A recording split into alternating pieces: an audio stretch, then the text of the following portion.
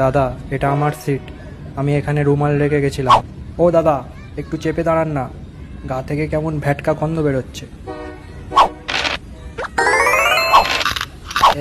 জল আছে জল, জল আছে জল।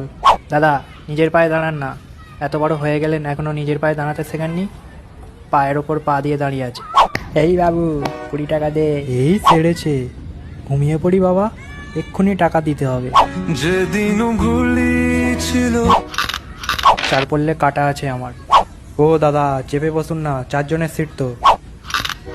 6:30, 6:30, 6:30, 6:30, এ সুযোগ আর পাবে না।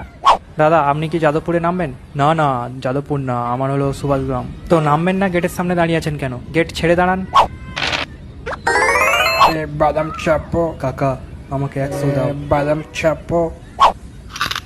ট্রেন বারুইপুরে ঢুকছে, এবার উঠে পড়ো, অনেক আরাম করে বসে আছো, এবার আমাদের বসতে দাও।